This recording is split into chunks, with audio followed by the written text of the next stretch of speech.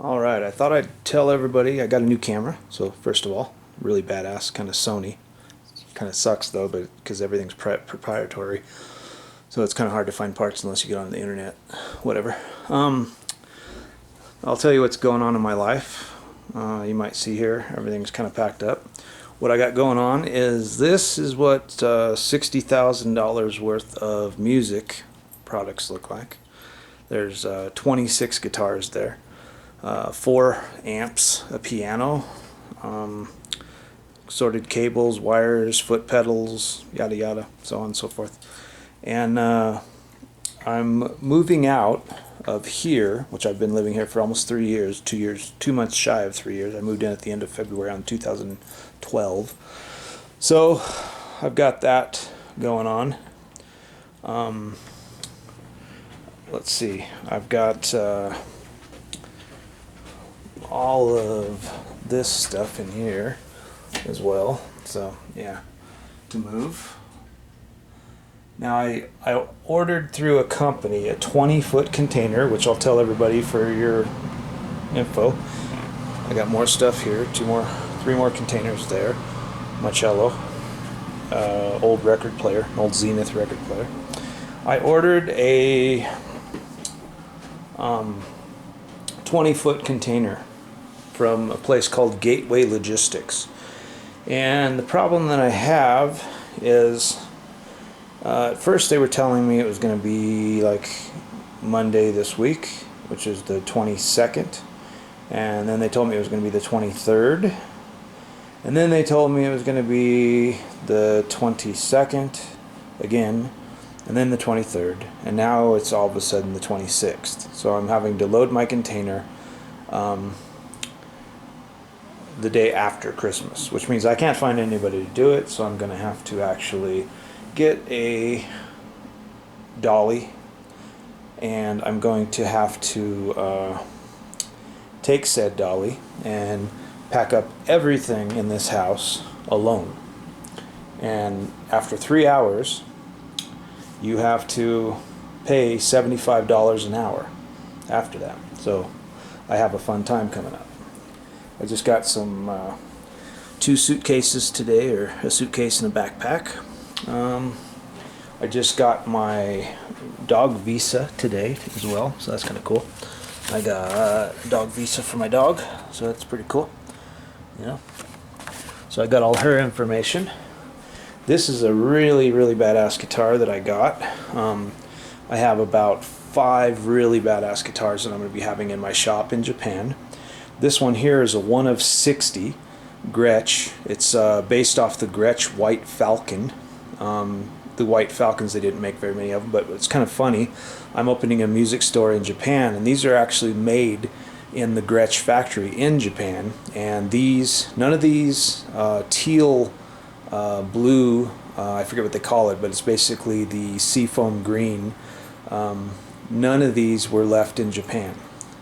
So what's kind of cool about that is I'm going to take this guitar and put it in my shop, and it will be the only seafoam green Gretsch Falcon in Japan.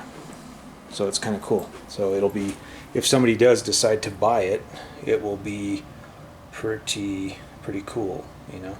And you can see it's basically got everything on it that would be the highest dollar, you know, from their company. So it's got the really nice pickups in it.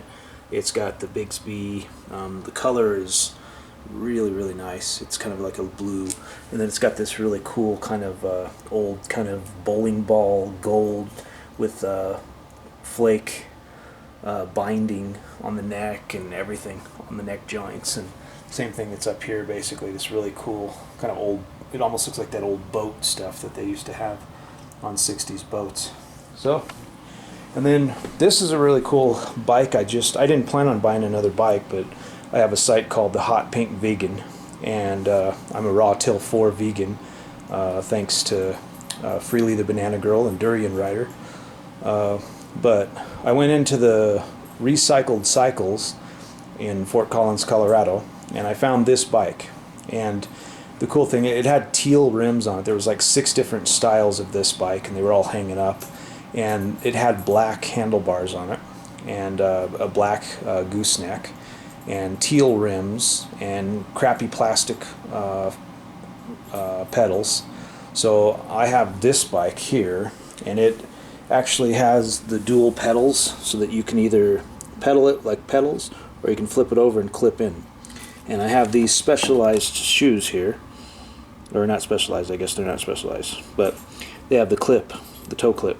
So what I did is I went ahead and for those that don't know, I imagine most people that have looked at my page do know, this guitar I kind of repainted it and tried to base it off of a bike I had back in 1987. It was a GT Pro Freestyle Tour Team model, and so it was a Nishiki NFS Beta. So obviously I put Nishiki and I put Pro Tour, and then where it would say Team Model I put Beta NFS, and then all the stickers that would say GT actually say Beta. So I've got all these Beta stickers in the same style that you would have the GT stickers, and then that used to say here I believe GT, but I put Beta. So yeah, so I've got all that. So I did it in that style, basically is the style I got for it. And then I just got a pink mohawk for my helmet yesterday, because I'm actually going to be flying out to Portland, Oregon on the 29th, and I'm going to be riding that bike with my trailer to Ashland, Oregon to start a couple of companies, and then on the 15th I'm actually flying out to Japan. So I'm going to be there for about 2.5 weeks with that bike. But on this bike, basically one of the bikes had a white set of handlebars, it had pink rims, so I went ahead and changed them over. I bought the kind of look style, I think these are, what are these, Shimano, but these are the same kind of clips, so I can still pedal with my shoes on, but I got my toe clips, so it's fine. And it's actually either a freewheel, you can either freewheel it, or on the other side it's fixie, so you can fixie it or freewheel it. So it's kind of cool. And it's a hot, real hot pink bike. I don't like the seat, it's kind of a cheesy seat, but what was really cool about this bike is I actually got it for only $249, and it's brand new. It's pretty badass. I don't even know the company that makes it. It looks like it's made in the USA, but it says it's Mica, my carriage, me carriage. I don't know, weird. So yeah, I've never even heard of it before, but whatever. It's really cheap.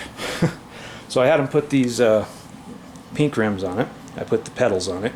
I had them. It had white grips, so I put hot pink grips on it.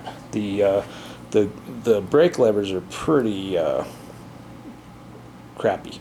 We'll say they're pretty chintzy, kind of, you know, not really the greatest. I'll probably end up getting some nice Diacomps or something for it, or some Shimano ones. That would be pretty cool. And I'm obviously gonna take that stupid looking seat off there. A lot of people don't know that if you ride with a seat with, like, you can see how thick this is. A seat with this much padding on it, if you're gonna ride long distances, even short distances, if you ride 5 miles on this seat, your ass will hurt. This is, the more padding you put on your seat, the less good it is for your ass. So that's why on a lot of the race bikes, like this bike, this is actually a 92 Nishiku, what do they call it, a time trials bike. It's basically a triathlon bike is what this was. So it has the road bars, and it's kind of cool. These ones are for your elbows, but they got it to where you can hold on to it. Usually if they have these things on it, you can't like hold on to this part of your bar because it's like right in the way and it's annoying. But these actually, when you put your things on them, they actually fold down. So it's kind of cool. They have like that, so it's kind of nice. But yeah, this is a 92 triathlon bike. But you can see the seat that I have on here. You can see how thin this seat is. See that? How thin that is? It's just like that, you know. It's very, very thin. That's actually much nicer on your butt, and you can ride much more longer distances if you have a seat like this. A lot of people think that a thin, hard seat, and it's actually not hard. It's got cushion to it. But if you ride on a really soft seat and you just keep getting softer and softer seats, your ass is going to get harder and it's going to hurt more and more. So this seat's going to be gone. I'm going to take that off. Then I bought some brand new fenders. These are kind of really cool because the way they hook onto your bike. They hook on with these little like Velcro, or not Velcro, but rubber things that hook on here. It's kind of cool. And then you can see I've got the same ones on this bike as well. So they're cool. They're quick release. So if you don't need them, you can just yank them off, throw them in your bags. Obviously, I'm a Raw Till 4 vegan. These are really cool bags. They're made by this company here, and they're really kind of cool. They're waterproof, and they have these really cool quick release thing that you just pull on this, and they actually move that. You can see. So it's kind of cool, and they just hook on right on here. You know, yeah, they just kind of hook on right on that. So it's kind of cool. You can see where they ride on. And then there's a little deal on the back here that actually, you can see there like that. It actually slips into the frame, which you can see right here. It'll actually slide behind it, and that actually goes around it, so that holds it, and it slides back, and they're actually angled so that when you pedal, your feet don't hit it. So this is going to be gone. So I got basically new pedals. Those are used pedals. Actually, they were used pedals. Recycled Cycles sells a lot of used stuff, so I was actually able to get these pedals that don't even look like they're that old. They're almost new. So I got a brand new bike, used pedals, brand new fenders, brand new grips. All the parts were off of another brand new bike. They just kind of swapped them over because I said I didn't want the black bars, so I got the white bars with the white gooseneck and pink rims. They just switched them over. So I got this entire bike like this for less than $400. It's freaking crazy. So I'm pretty happy. Like I said, I didn't plan on buying another bike, but there you go. I got another bike. So you can see this was my room, and basically that is a futon mattress that was on my bed frame, which is sitting there now. That is going to be thrown away when I leave on the 29th. And I'm going to take this sleeping bag, and that's coming with me to Portland, and I'm going to put that inside the box, which I'm going to put that with the trailer in and use it for padding. And then when I get to Japan, I can have that as my bed till the container arrives, which will be the first or second week of February is when that will get there. And then I'm going to open up my shop then, so I'm going to be remodeling my shop until then.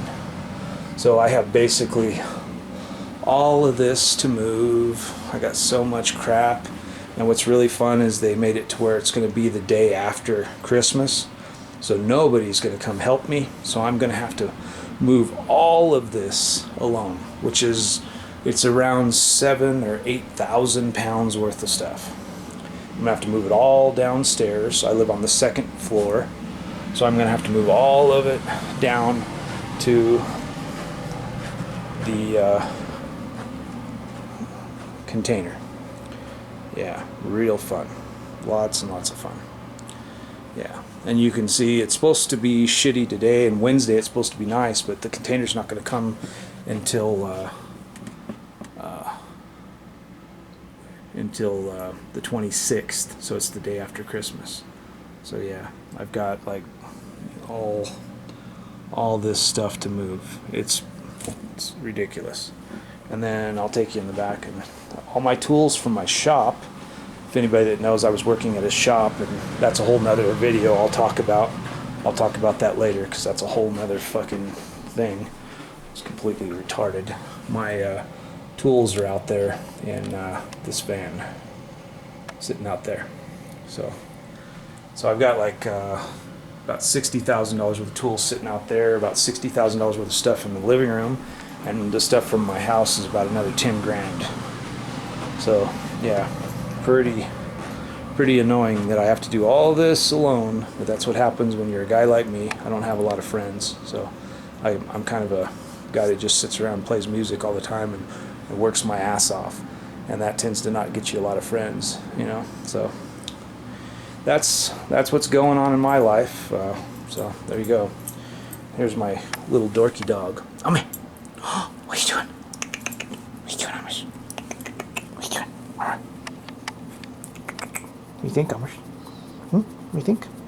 You say bye? Yeah? You say bye? Yeah? Yeah? What do you think? Hmm? Yeah?